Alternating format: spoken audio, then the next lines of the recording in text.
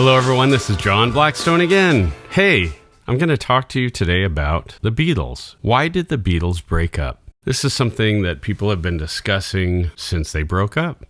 1970. It's been a long time. In the 1980s, when I was a teenager in high school, they used to show Beatles movies in the local movie theater. There was no home video back then, so if you could go to the movie theater and see Hard Day's Night or Help or Let It Be or Yellow Submarine, it was really amazing. That's the only time you could see them at a special showing. I was in Seattle, and we had some really cool theaters that used to show great rock movies like Zeppelin, The Song Remains the Same, and Ladies and Gentlemen, the Rolling Stones. They showed The Wall at midnight, and they would do Beatles film festivals where they would show all these cool, rare 16 millimeter films and show Magical Mystery Tour and stuff that was just impossible to see anywhere. Every time they showed a Beatles movie, it was packed with a lot of people that were high, including myself and my friends. Just the way it was. My friends and I went to see Let It Be. I'll never forget the very first time that Yoko Ono appeared on the screen. The audience hissed and booed.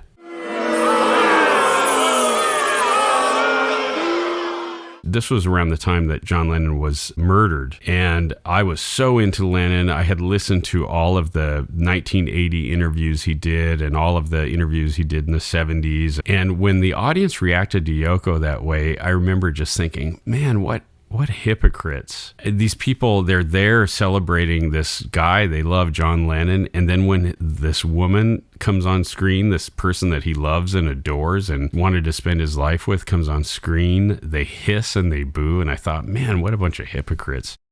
If you think you know me or you have some part of me because of the music, and then you think that I'm being controlled like a dog on a leash because I do things with her, then screw you, brother or sister. You don't know what's happening. Anybody who claims to have some interest in me as an individual artist or even as part of the Beatles has absolutely misunderstood everything I ever said if they can't see why I'm with Yoko.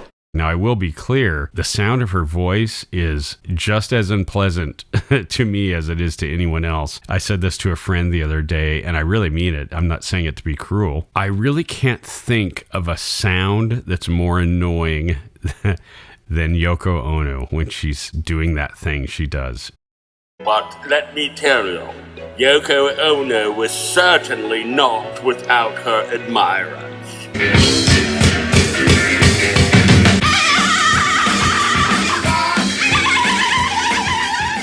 That was one of the cool things about making my own cassette tapes of Double Fantasy is I just picked all the John songs and left all the Yoko songs off.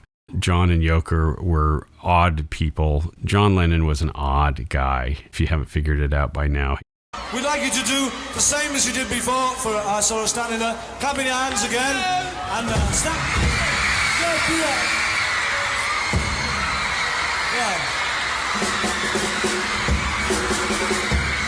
It's dead easy. All you've got to do is sort of clap your hands. Clap your hands. Clap your hands. Oh. Yes. Yes, we do. Yes. Or if you don't want to clap your hands, sort of stamp your feet on the floor.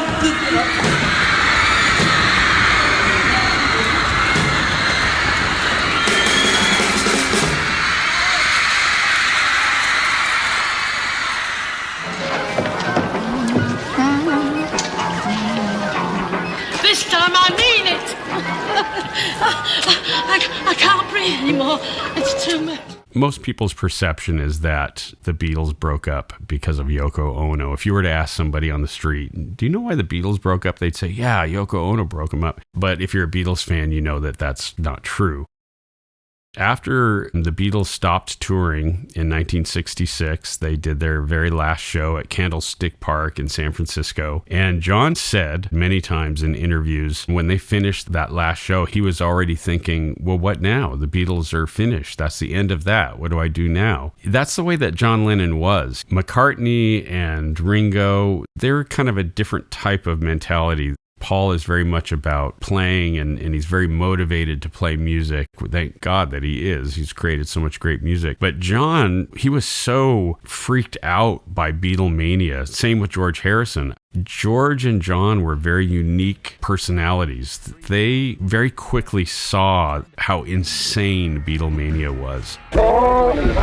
Ringo, George, John. Basically, to be shipped from town to town, hotel room to hotel room. Oh, it's the real thing because the hotel manager of the Whittier Hotel and the Muhlenbeck Hotel signs an affidavit certifying that this is the Beatle bedding they slept on and who slept on what sheet and was belongs to who, Ringo, George, or Paul.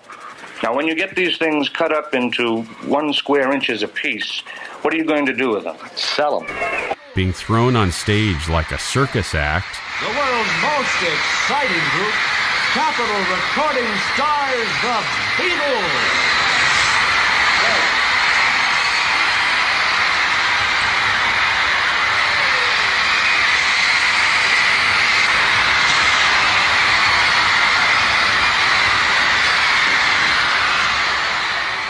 No one in the audience hearing a lick of music that they played. This set format show that I've been doing with the Beatles, where you go on and do these same numbers, I Want to Hold Your Head, the show lasts 20 minutes, nobody's listening and they're just screaming and the amps are as big as a peanut, and it was more of a spectacular rather than rock and roll.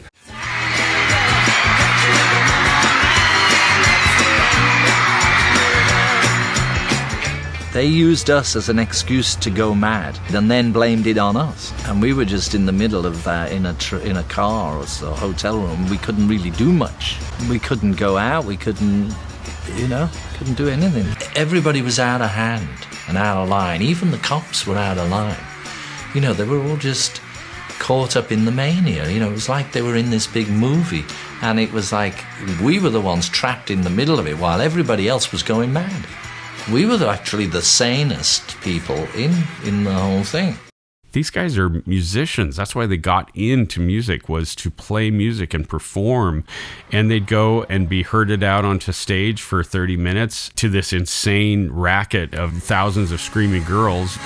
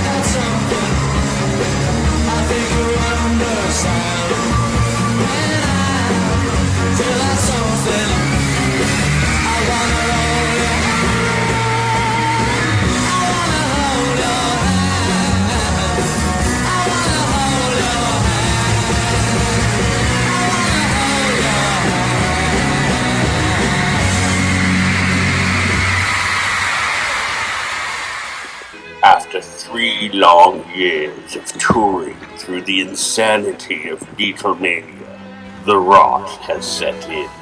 When you know I'm down, they think I can see you got.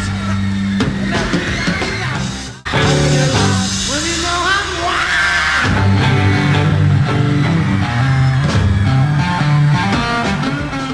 They said themselves in the anthology, they could have just screwed around and made mistakes and broke strings and sang out of tune and no one knew any difference. For a guy like John, a guy like George, just real music guys, that's not going to be appealing for them. Everything's alright. We have some fun and nothing to do. It's all gone. One more and not more.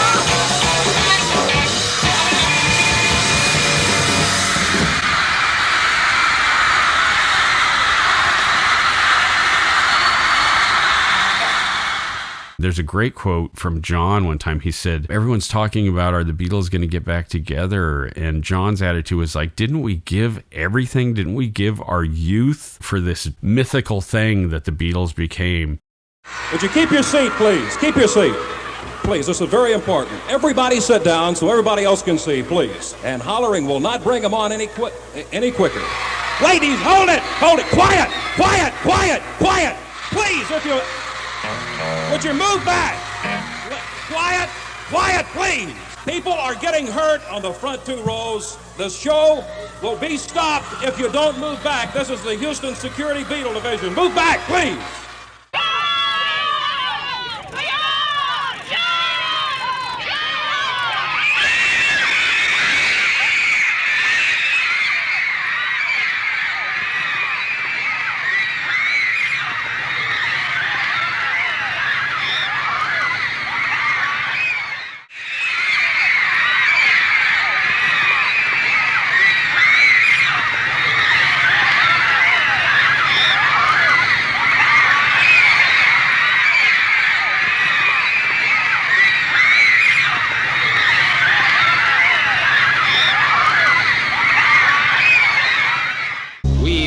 Of course, to all the citizens of Minneapolis, and we feel for the welfare and safety of their kids, even though they may be a little hysterical and they may go a little overboard for this type of thing. We know where our responsibility lies.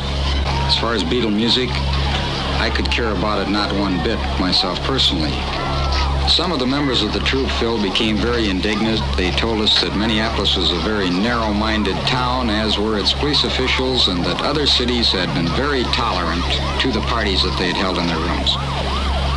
One of their group with a British accent told me that they would never come back to Minneapolis, and I remarked to him that if they did not come, it would be too soon for me. You know, I just said what I said, and it was wrong, or was taken wrong, and now it's all this. John, certainly by 1970, was very cynical about the Beatles. The Rolling Stone interview he did in 1970, you kind of got to keep this in perspective. There's Paul and there's Ringo. They're kind of different types of people. And then there's John and there's George. And George is a very deep thinking, spiritual guy. And John was the same way, very deep thinking, intellectual kind of guy, and an artist and a poet. Paul and Ringo both kind of more on the side of being entertainers, people pleasers, people that want to entertain and make people happy, which is awesome, which is great. Thank God for that. But that's not the kind of people that George and John were. After the Beatles broke up, like when John went and played with Elton John, he was so nervous. He was sick backstage. They say that he was literally throwing up backstage, and George never returned. He did that one tour in 74, I think it was, and then did a short tour in Japan in the 90s. But these guys were not showbiz guys. John and George were not about showbiz at all, and they got enough of it through the Beatles. Man, that would be enough to blow anybody's mind. Thank God they had each other to survive that experience and to make it through.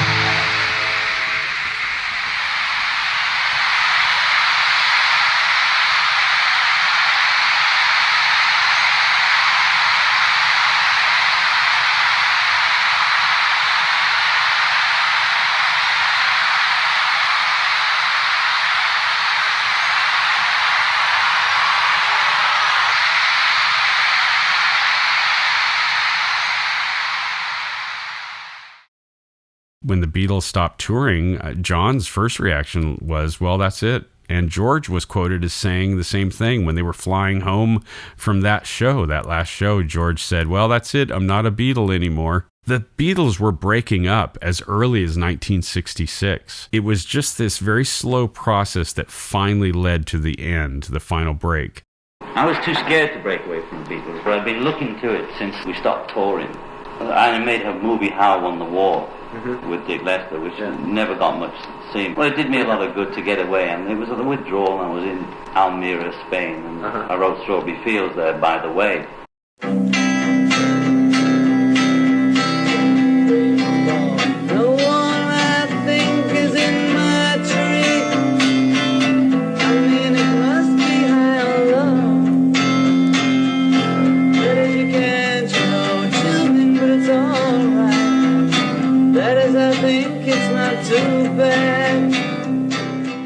I used to think, well, what can I do if I don't do that?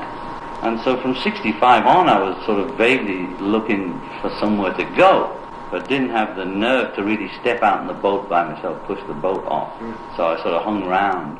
So after they finish touring, John goes and makes a movie thinking, well, maybe that's what I'll do. And Paul goes and scores the music for a film, and George goes to learn sitar. They all go off in these different directions. They come back together to make an incredible, world-changing record. They brought their music and their artistry to a whole new level, and they blew the minds of the entire world with this incredible album of diverse, strange, unique, and highly original music. And then before they even start another album, their manager, Brian Epstein, dies. This happens while they're visiting with the Maharishi. They go as a group to see the Maharishi, to hear one of his lectures and spend some time with him. Brian Epstein dies. If you look at the footage of them after Brian Epstein dies, where the interviewers are asking them, what are you going to do? And John just looks like he's seen a ghost. John, where would you be today without Mr. Epstein? I don't know. Are you driving down to London tonight? Yes, somebody's taking us down here. You heard the news this afternoon, I believe. Yes. And Paul's already gone down? Yes. I see. I understand that this afternoon Maharishi conferred with you all. Could I ask you what advice he offered you? He told us to, not to get overwhelmed by grief, and to whatever thoughts we have of Brian, to keep them happy. Had he ever met Mr. Epstein? No, but he was looking forward to meeting him. That had a huge impact. Brian Epstein was the guy that kind of held things together for them. None of these guys were businessmen. None of them had any real knowledge about how to hold the Beatles thing together. All they really had was each other and their music and their art. John and George probably thought, that's it, we're done now. Paul, by all accounts, was the guy that said, hey, come on, let's record our next album. It was basically Paul that became the driving force at that point. Ringo says, thank God that Paul was driving us.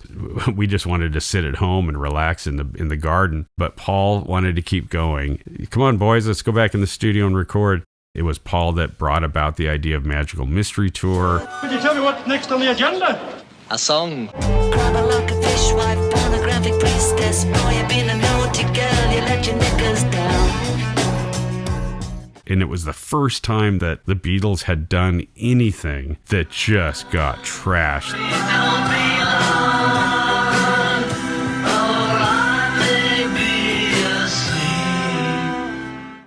I love that film. I've talked about that in my episode, The Beatles Then and Now. But that was also a nail in the coffin. The first time the Beatles fell from grace, the first time that the entire world just said, that sucks, you failed.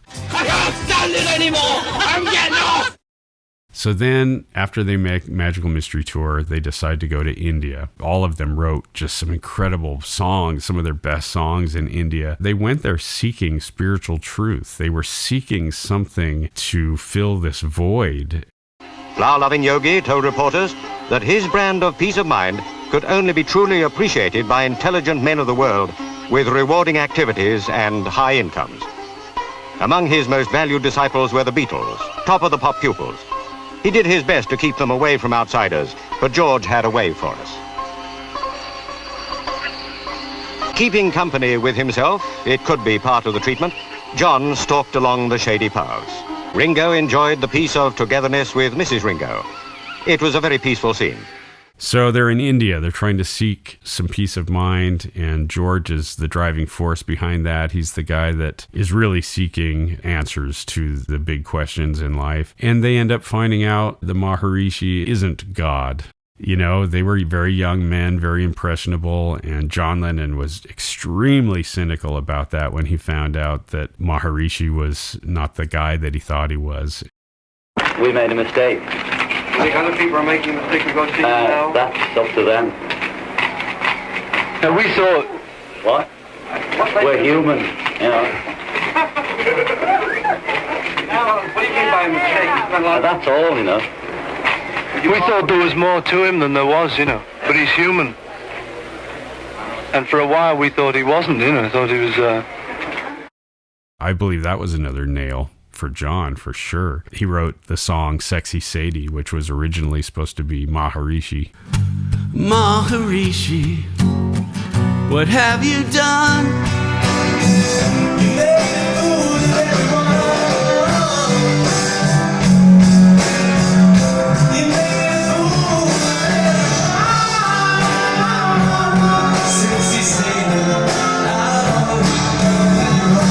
John, once again, being a sensitive guy, that made him really angry. If you watch the interviews that Paul and John did after that, he was mad, very bitter, angry, edgy. It's business concerning records, films, and electronics. And as a sideline, whatever it's called, manufacturing or whatever. But we want to set up a system whereby people who just want to make a film about anything don't have to go on their knees in somebody's office, probably yours. John had a massive chip on his shoulder as a young man and had been hurt a lot of times. His mom and his dad abandoned him, and his mom ended up coming back into his life, and then she was killed by a drunk off-duty police officer. He was pretty damaged by his childhood experience. John spent a lot of his life looking for the dad that he never had, the mom he never had. The Maharishi was, I think, another father figure for him.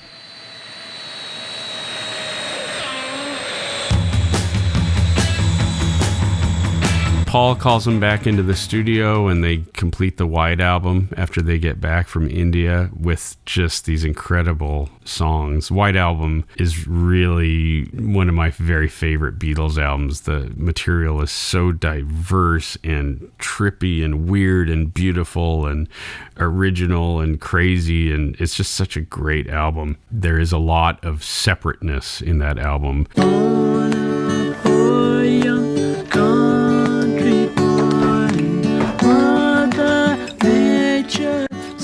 They were recording in separate studios, and that was new. George would be in one studio working on Savoy Truffle, while Paul was in another studio recording Blackbird. All your life, you were only waiting for this moment to rise. But then when they would play together on the band tracks, man, those are just some of the best Beatles tracks ever. I've come to realize that the White Album really wasn't as individual an album as it was perceived to be. Much more of a band effort than we've been led to believe by some of the biographers. All of the guys were involved on most of the tracks, and that was illustrated by the box set that came out. When you listen to those outtakes, you can really tell they were all in on these tracks. They were really engaged. There is a lot of group effort on that record, and those really are some of my favorite Beatles recordings of all. Good morning, Rich! How are you this morning? The Beatles, rehearsing, recording, relaxing, philosophizing, creating. The Beatles, live in a new motion picture. Is it the new record?